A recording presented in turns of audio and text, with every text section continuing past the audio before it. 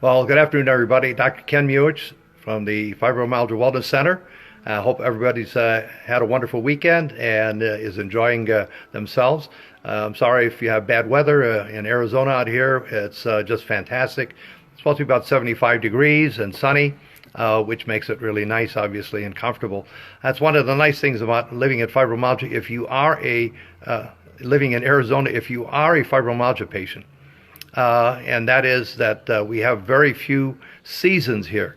It's either tepid like this or extremely hot. And that makes it best for fibromyalgia patients who have a difficult time with seasonal changes. We'll probably be able to talk about that sometime in the near future. I hope, again, everybody is enjoying themselves, and hopefully I'll be able to fill you with all sorts of good information here. Every once in a while we get information about placebo programs, and I see a lot of those myself. Placebo programs are those that are introduced and they have a temporary positive effect on patients because of whatever is being introduced. Possibly the patient is looking forward to a successful program, and so they have in their mind that it's going to work. And so initially when they start a program or protocol, whatever it might be, or a medication, they may start feeling a little bit better. But then after a short period of time, their symptoms or their condition returns. What I have to say about that and our protocol, our fibromyalgia protocol, is that we've been doing this for decades. And we have patients that, excuse me, have been, at least in our clinic, 20 plus years that have been living normal lives. That is pain-free, being able to plan on something next week and enjoy it, or tomorrow, not have to worry about it. Actually getting a calendar out, and instead of putting doctor's appointments on it, you actually put appointments as far as vacations or other things that you plan on doing.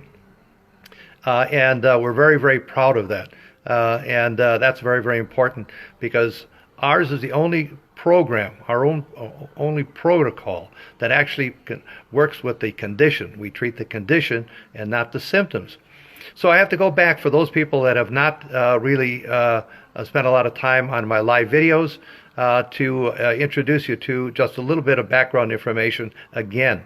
And that is that because fibromyalgia is actually considered a genetic problem, you're born with it. Everybody has different levels. I think we covered this last time. Different levels of severity. And most are actually triggered by some additional physical, emotional, or chemical trauma. So this genetics actually, what it does is it causes the cells to accumulate up to 200% more phosphate and calcium. And what that does, the phosphate actually burns out our little ever-ready batteries called the mitochondria that actually produce adenosine triphosphate, which is your energy for everything, whether it be your skin or your organs or whatever it might be. If you don't have this adenosine triphosphate, your body suffers. You have all sorts of problems as far as fatigue, adrenal fatigue, immune deficiency, pain, so forth and so on. With the excess calcium in your cells, you would think again that would be great, because excess calcium is good for your bones, but if it stays in the cells, it actually stimulates your muscles to be constantly at a state of activity. So it affects your sleep. You're not able to get deep REM sleep. And what that is a problem with is that you heal on deep REM sleep. So if you have whether it be a physical condition or an injury, whatever it might be, or an illness, your body has an extremely difficult time in healing, because it never gets into that deep REM sleep like this you're supposed to have. By the way, you've heard probably so many things about sleep and what amount of sleep you need to have. Is it 6 hours, 8 hours, 9 hours, 7 hours and 45 minutes? Had all sorts of different interesting research is done. Here's a very important point that you need to understand. Every time you reach deep REM sleep, down and then up, is 90-minute cycles. 90-minute cycles are the most important thing. So that would be an hour and a half, 3 hours, 4.5, 6, 7.5, 9. That's the way you really look at sleep. Not so much as far as you need 6 hours or 8 hours, whatever else. Many times if you wake up in the middle of one of those deep REM sleeps, Okay, you will be off sometimes by certain degrees during that day. So take a look and see what time you're going to sleep and what time you wake up, and hopefully it fills in within that 90-minute cycle where you're going back and forth like this. That's the best way to look at it. So let's get back to what we're talking about as far as the excess phosphate and calcium. Dr. Saint Amand found through his research at UCLA that an innocuous substance called guaifenesin actually pulls out the excess phosphate and calcium. You may have heard it under the name of Mucinex or some other thing. Guaifenesin has been in existence for decades. It actually breaks up the congestion in your lungs and sinuses and helps you as far as healing is concerned. But Dr. Saint Amand in his studies found that guaifenesin was the safest way in which to pull excess phosphate calcium out of your cells, and you urinate it out. Sounds pretty simple. That's all you have to do. Well, in most cases, just like this one, there is a little catch, and that is you have to stay off of something called salicylates. What are salicylates? Salicylates are actually plant-based or actually something done by a company that manufactures it. Here's an example. One of the most common forms of medication that is salicylates. Acetylsalicylic acid, Bayer aspirin. That is an acetylsalicylic product. It's manufactured. But salicylates themselves are actually all plants. If you look out the window, got something in your house that's green, that's a plant. Okay, so why is salicylate so important for plants? Well, plants can't get up and run away from enemies, obviously. So they're kind of stuck. And so what they do is it's a weapon against bacteria and funguses for plants. And so that fights this off. Can't stop animals from chewing it up, but at least that's a simplistic way to understand it. So you have to stay off of all plants if you want this product to work. Wait a minute, you say. What am I going to eat? I thought plants were great as far as for your health is concerned. Well, what if I were to tell you can eat anything you want to that's a plant, because the liver enzymes break it down. So that's a great thing about it. So if you want lettuce, you want celery, you want asparagus, whatever you want to eat, great. You can actually have that. However, there's another aspect, and that is that your skin and your intestines absorb things that are placed on your skin. And so any of the creams and lotions and so forth that you have that are plant-based, and we're going to go over a number of different things, or any of the medications, the acetylsalicylic acids that have in them, you can't have those. You just have to stay away from them. Now, for women, you may be saying, wait a minute, cosmetics, what am I going to do? I can't put anything on my skin? Well, what if I were to tell you that with a wife and 3 children, I have 3 daughters, I've seen almost everything come across my bathroom counter as far as a cosmetic is concerned. What if I were to tell you that almost every major manufacturer of products, cosmetics, actually produces salicylate-free products that you can use? And they're right there for you. You just have to do a couple things. One, you have to read labels. I know that's important, and it's going to be time-consuming initially, but think of it like a diabetic. Diabetics have to do the same thing. They have to check everything before they actually ingest it. In your case, you can eat whatever you want to. It's the skin aspect, okay? The cosmetics that you put on, say, for example, your skin, the aloes and all the different creams and so forth that you put on.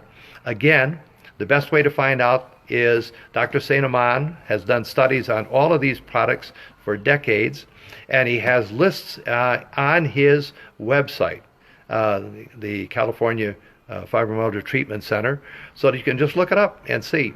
And I'm telling you, just about every major manufacturer of cosmetics produces salicylate-free products just for you. Matter of fact, one of the first ones was Mary Kay. I'm not trying to sell products whatsoever, but I just thought I'd mention, here's a big name product company that actually produces these products for you. So again, salicylates, you can eat whatever you want to, It's just the fact that you can't put any of these on your skin or actually ingest some of these like medicines and so forth.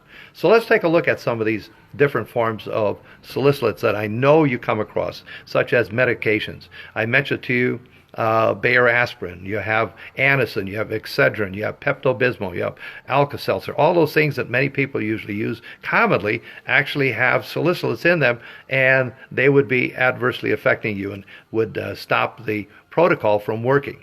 They have herbals. So many of you are on herbal medications, and I understand that, but if it's plant-based like echinacea and a variety of other things, you can't have those. You just have to. Bottom line, how important is your health? Do you want to get better?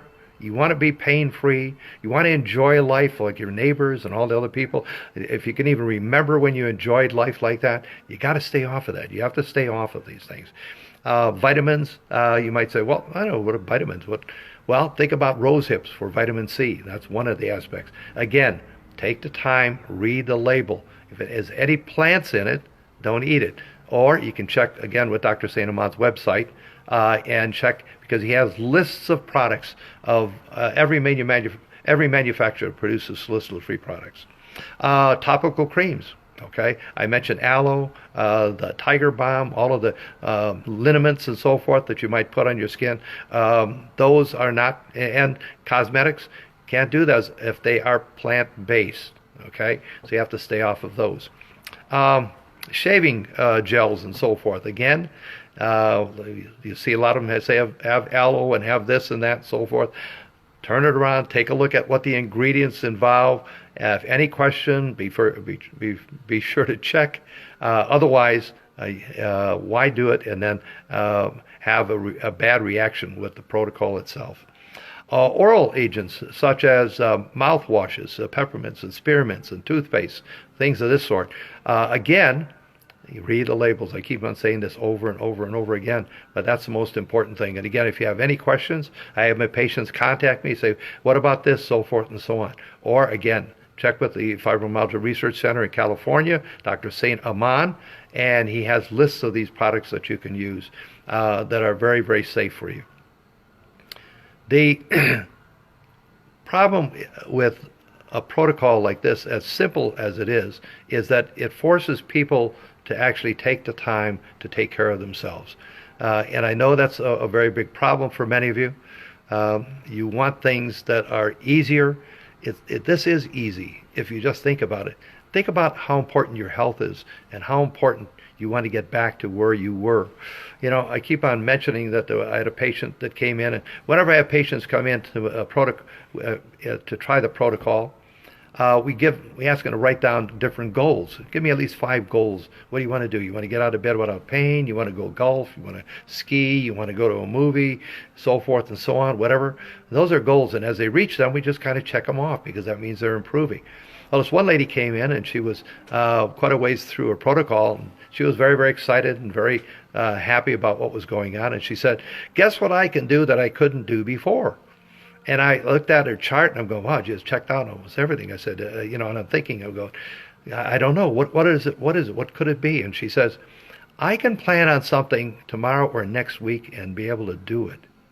And I was kind of almost like heartbroken about thinking about fibromyalgia patients, how much you cannot do that and how much this condition actually adversely affects you. And that's why I'm doing everything I can, not only to train doctors, but also to help as many patients as I can. And so something as simple as that. I mean, how many people do you know, they already have their calendar set maybe for the rest of the year? I know business people do, just like myself. And so many people have their schedules of vacations and so forth, and yet fibromyalgia patients can't do that. They cancel appointments or they can't get out of bed or one thing or another. So this protocol, once you get on it, really helps you reach those levels of success. Look, if you're interested, we can actually have you talk to some of our patients that have gone through the protocol, or you can look at my website, fibrowellnesscenter.com, and take a look at it, because a lot of the people have given videos. Some because they just don't want to get in front of anybody, they won't do it. But we have more than enough patients and people that have gone through this successfully and are living successful, healthy lives now. That's the most important thing. So for our protocol.